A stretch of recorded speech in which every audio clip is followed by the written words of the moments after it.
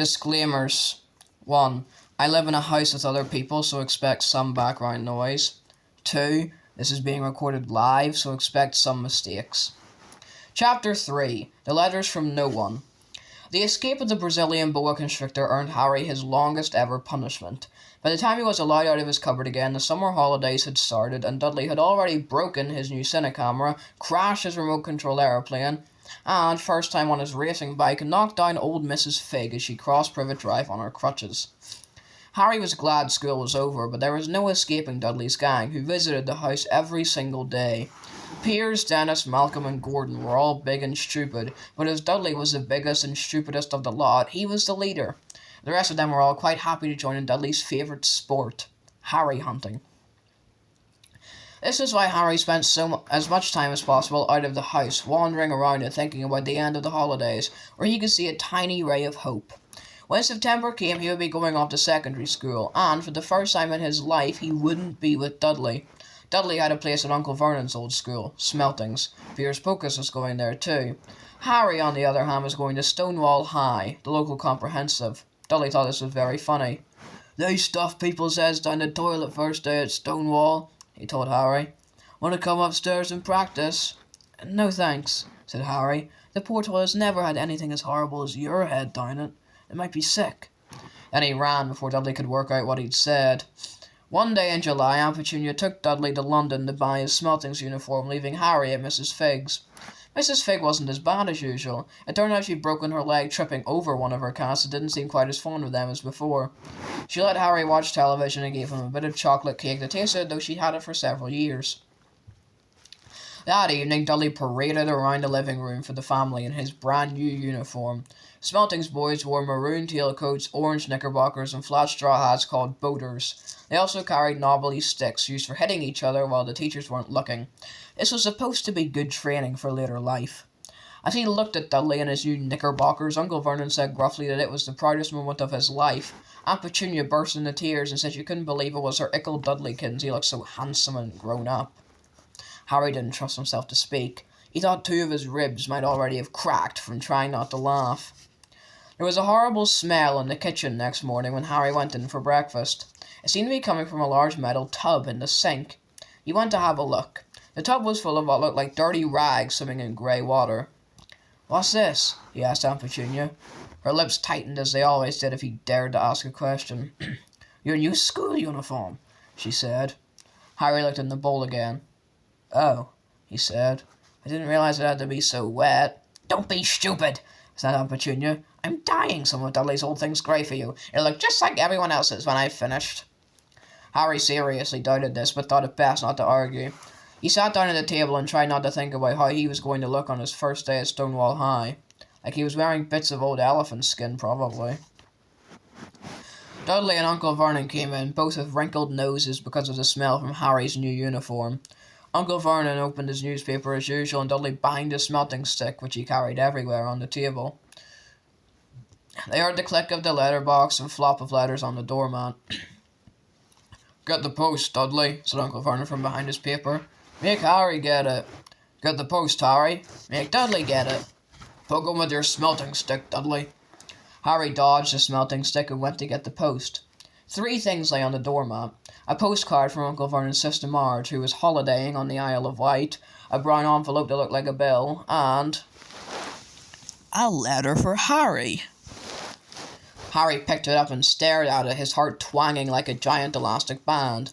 No one, ever, in his whole life had written to him. Who would? He had no friends, no other relatives, he didn't belong to the library, so he never even got rude notes asking for books back. Yet here it was, a letter, addressed so plainly there could be no mistake. Mr. H. Potter, The Cupboard Under the Stairs, 4 Privet Drive, Little Winging, Surrey. The envelope was thick and heavy, made of yellowish parchment, and the address was written in emerald green ink. There was no stamp. Turning the envelope over, his hand trembling, Harry saw a purple wax seal bearing a coat of arms. A lion, an eagle, a badger, and a snake surrounding a large letter H. "Hurry up, boy!" shouted Uncle Vernon from the kitchen. "What are you doing, checking for letter bombs?" He chuckled at his own joke. Harry went back to the kitchen, still staring at his letter. He handed Uncle Vernon the bill and the postcard, sat down and slowly began to open the yellow envelope. Uncle Vernon ripped open the bill, snorted in disgust, and flipped over the postcard. "Marge is ill," he informed Aunt Petunia. "He had a funny whelk." "Dad!" said Dudley suddenly. "Dad, Harry's got something!" Harry was on the point of unfolding his letter, which was written on the same heavy parchment as the envelope, when it was jerked sharply out of his hand by Uncle Vernon. "That's mine!" said Harry, trying to snatch it back.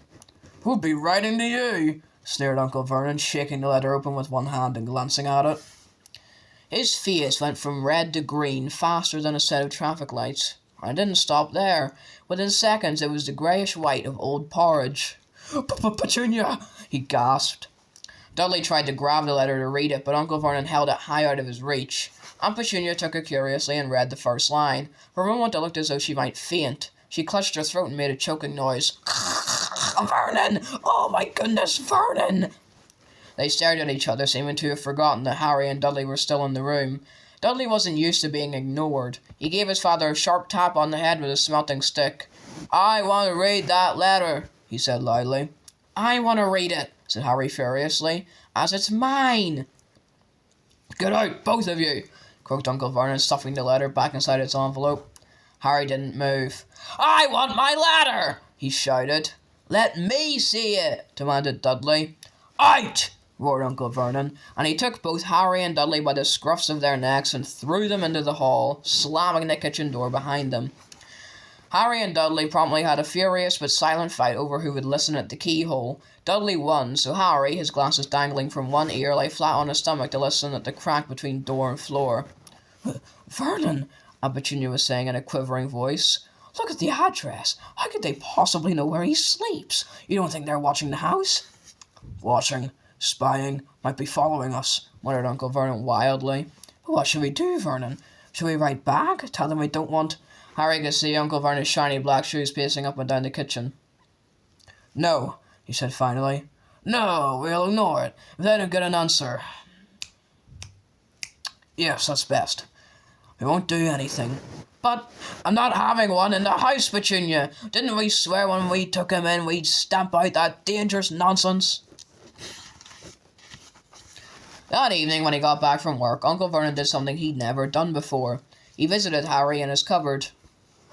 "Where's my letter?" said Harry the moment Uncle Vernon had squeezed through the door. "Who's writing to me?" "No one. It was addressed to you by mistake," said Uncle Vernon shortly. "I have burned it." "It was not a mistake," said Harry angrily. "It had my cupboard on it." "Silence!" yelled Uncle Vernon, and a couple of spiders fell from the ceiling. He took a few deep breaths and then forced his face into a smile, which looked quite painful. Yes, Harry. About this cupboard, your aunt and I have been thinking. You're really getting a bit big for it. We think it might be nice if you moved into Dudley's second bedroom." "Why?" asked Harry. "Don't ask questions," snapped his uncle. "Take this stuff upstairs, now." The Dursleys' house had 4 bedrooms, one for Uncle Vernon and Aunt Petunia, one for visitors, usually Uncle Vernon's sister, Marge, one where Dudley slept, and one where Dudley kept all the toys and things that wouldn't fit into his first bedroom. It only took Harry one trip upstairs to move everything he owned from the cupboard to this room. He sat down on the bed and stared around him. Nearly everything in here was broken. The month-old cinecamera was lying on top of a small working tank Dudley had once driven over next door's dog. In the corner was Dudley's first ever television set, which he'd put his foot through when his favourite programme had been cancelled. There was a large birdcage which had once held a parrot that Dudley had swapped to school for a real air rifle, which was up on a shelf with the end all bent because Dudley had sat on it. Other shelves were full of books. They were the only things in the room that looked as though they'd never been touched. From downstairs came the sound of Dudley bawling at his mother. "I don't want him in there. I need that room. Make him get out."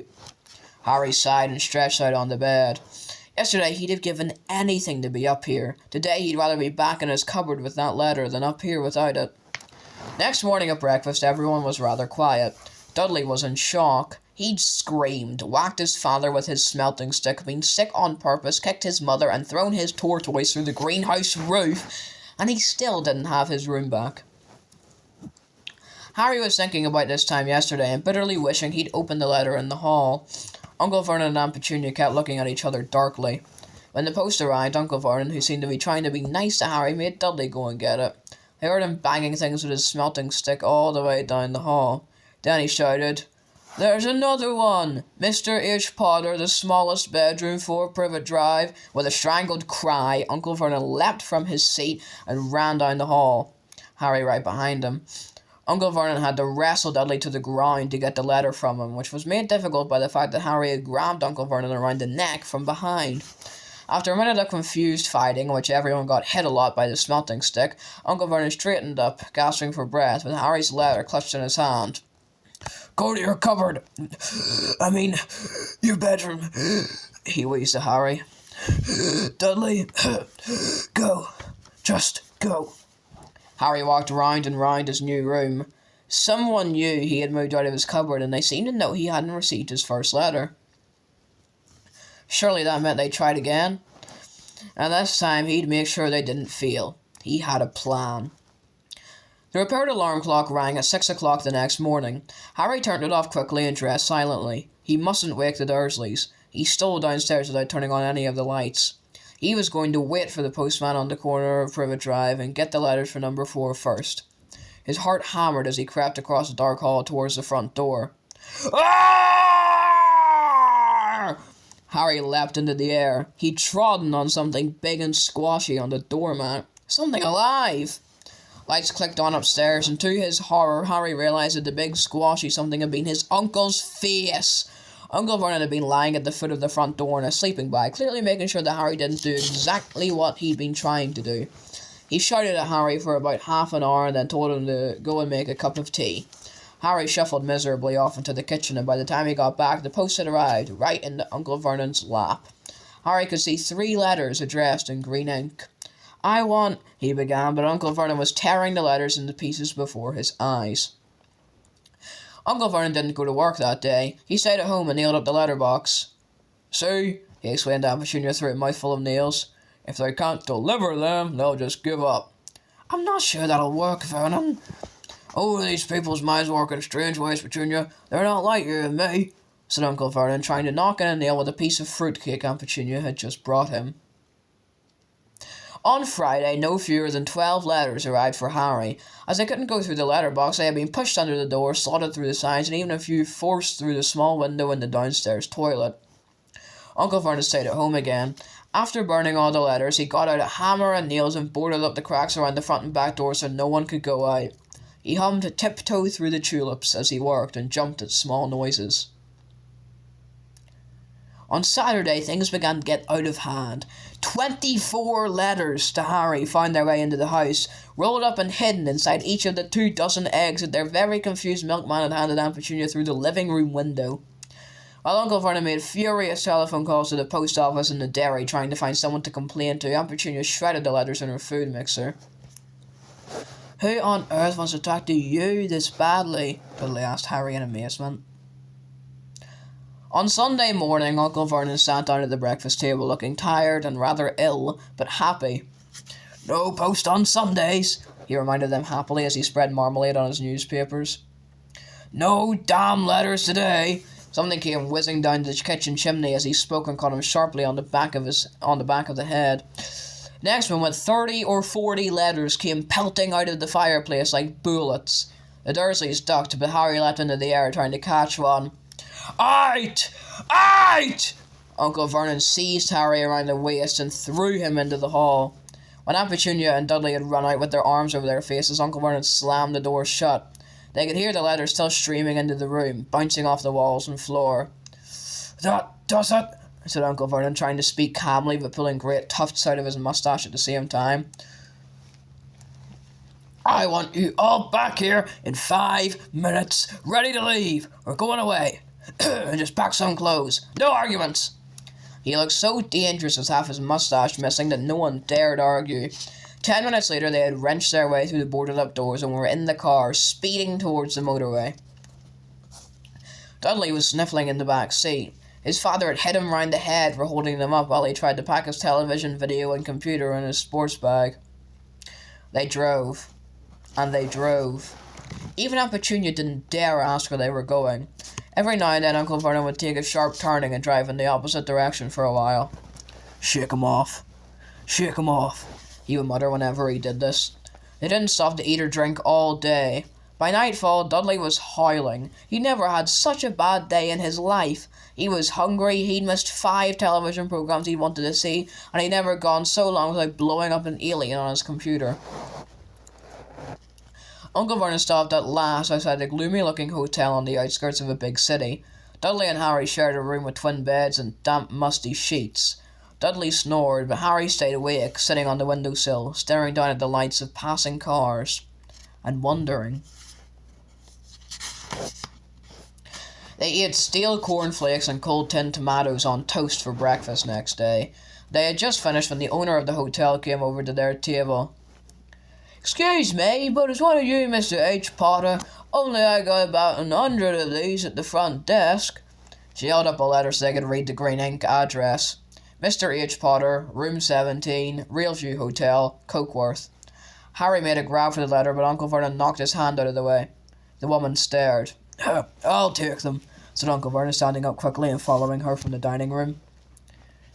"Wouldn't it be better to just to go home, dear?" Aunt Petunia suggested timidly hours later, but Uncle Vernon didn't seem to hear her. Exactly what he was looking for, none of them knew. He drove them into the middle of a forest, got out, looked around, shook his head, got back in the car, and off they went again. The same thing happened in the middle of a ploughed field, halfway across a suspension bridge, and at the top of a multi-story car park. "Daddy's gone mad, hasn't he?" Dudley asked Aunt Petunia dully late that afternoon. Uncle Vernon had parked at the coast, locked them all inside the car, and disappeared. It started to rain. Great drops beat on the roof of the car. Dudley sniffled. "It's Monday," he told his mother. "The Great Humberto's on tonight. I want to stay somewhere with a television." Monday? This reminded Harry of something.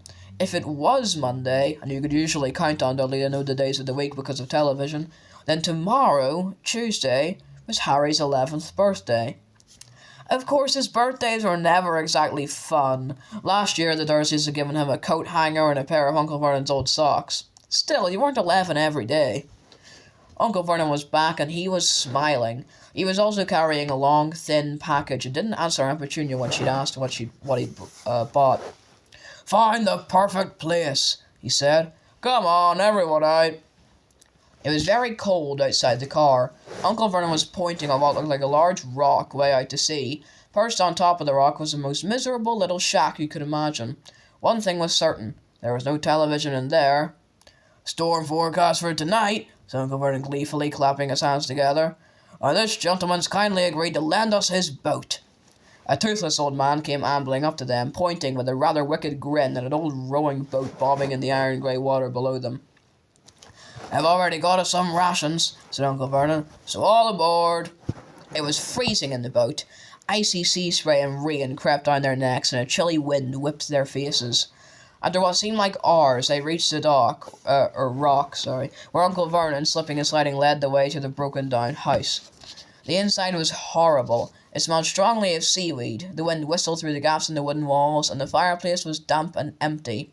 There were only 2 rooms. Uncle Vernon's rations turned out to be a packet of crisps each and 4 bananas. He tried to start a fire, but the empty crisp package just smoked and shriveled up. "Could do with some of those letters now, eh?" he said cheerfully. He was in a very good mood.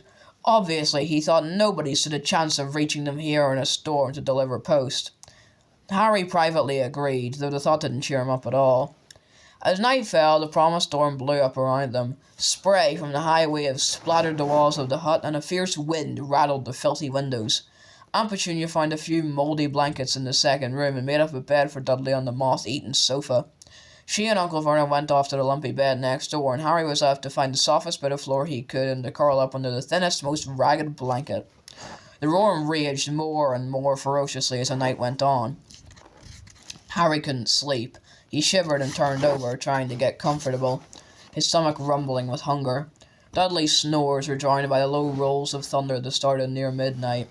The lighted dial of Dudley's watch, which was dangling over the edge of the sofa on his fat wrist, told Harry he'd be 11 in 10 minutes' time.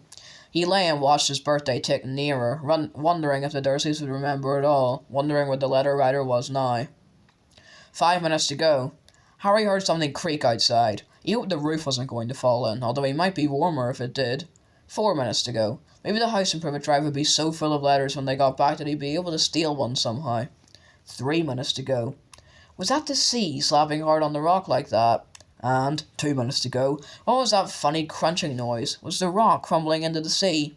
1 minute to go and he'd be 11. 30 seconds. 20. 10. 9. Maybe he'd wake Dudley up just to annoy him. 3. 2. 1. Boom! The whole shack shivered and Harry sat bolt upright staring at the door. Someone was outside, knocking to come in.